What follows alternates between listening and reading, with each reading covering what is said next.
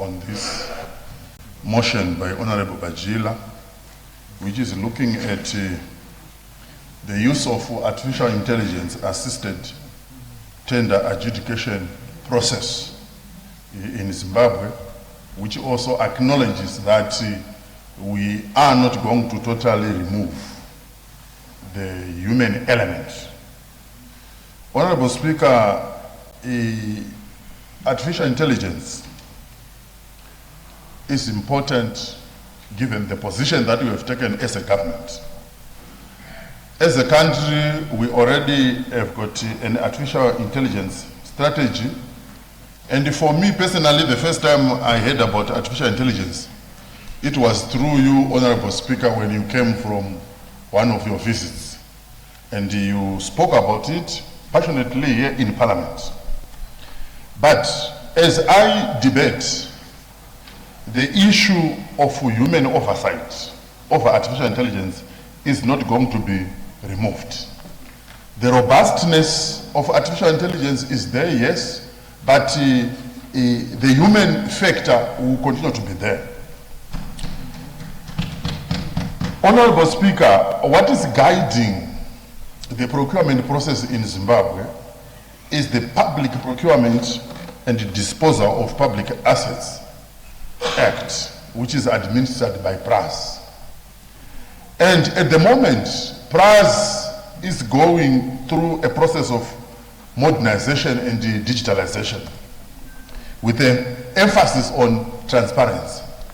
And I think this motion is coming in at the right time, at a time when PRAS is modernizing, so that all the procurement processes that are done, they are going to be fair, transparent, efficient, and giving us value for money. This is a reform that is very critical as we push towards Vision 2030 and the transformative NDS2. Honourable Speaker, this is an opportunity for us to make sure that if we look at the budget that we passed, the 2026 national budget, there is a compendium of development projects that are under the PSIPs. These are the projects that are cutting across infrastructure. Under infrastructure, we are looking at roads, rail, dams, and we also go to devolution projects. And where the ministries and local authorities are also required to submit their procurement plans.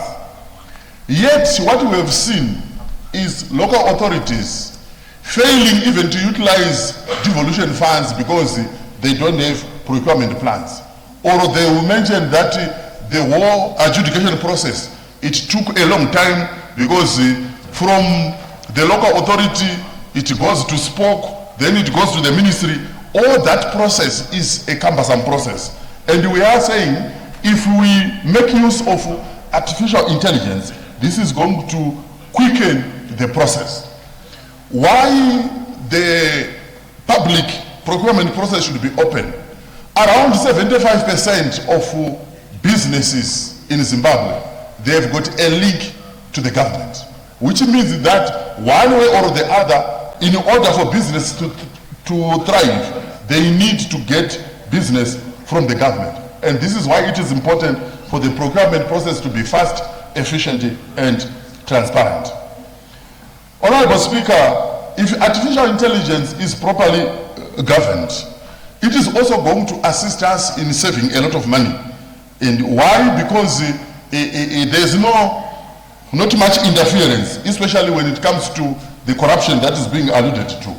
So we are saying the procurement process, which is driven by artificial intelligence, but with the assistance of the human factor, is going to assist, especially in us realizing value for money. The other issue on fairness and objectivity. On the scoring part, Honourable Speaker, when the scoring is being done, we look at both the technical proposal and the financial proposal. The technical proposal is looking at how the tenderer is going to execute the job. And normally it receives a higher percentage as compared to the financial proposal. And I'm sure when all these are inputted into the algorithm of the artificial intelligence, this is going to come up with a process that is fair and transparent and is also consistent when it comes to scoring. Looking at international best practices, there is some empirical evidence which shows that once artificial intelligence has been deployed, it cuts the cycle times when it comes to project adjudication between 20 and 50%. And I'm sure this is what we need as a country as we race against time when it comes to the implementation of our PSIP projects. But Honourable Speaker, we also face some challenges and risks when it comes to the use of artificial intelligence. Artificial intelligence requires data.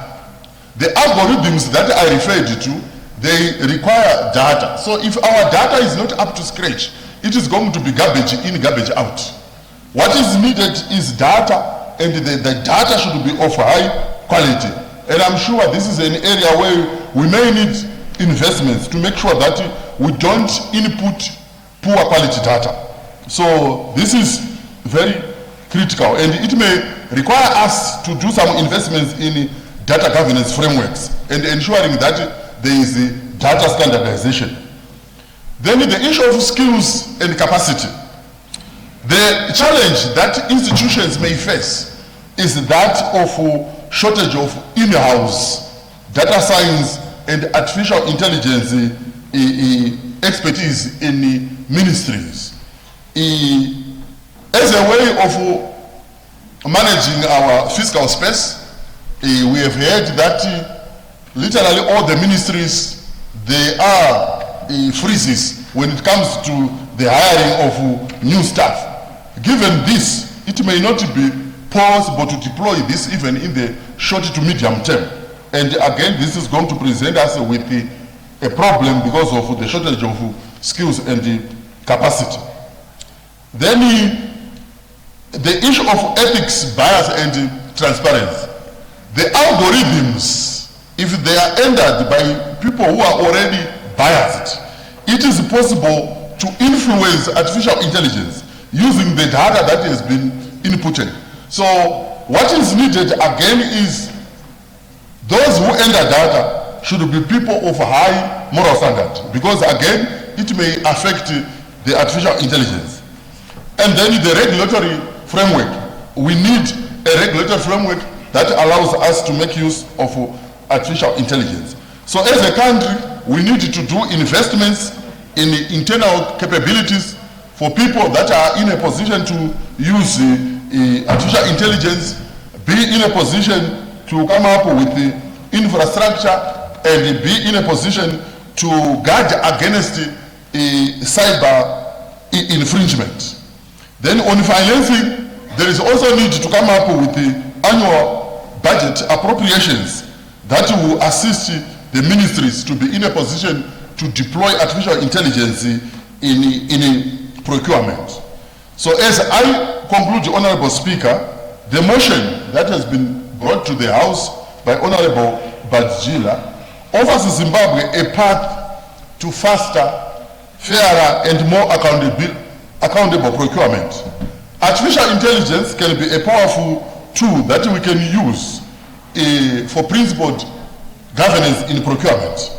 And it can also assist us as Parliament to deploy strong oversight when it comes to the role that we play here in Parliament. So I would urge honourable members to support this motion, and I fully support the motion that will ensure that we deploy our tender bidders, those who win, to be in a position to respond effectively to the PSIP projects. I so submit.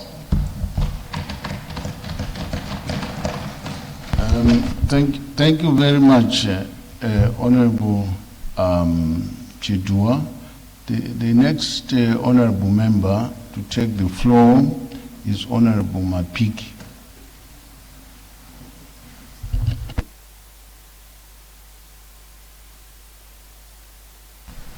Maita basa mbadi wechigaro nokundipa mukana wakadai.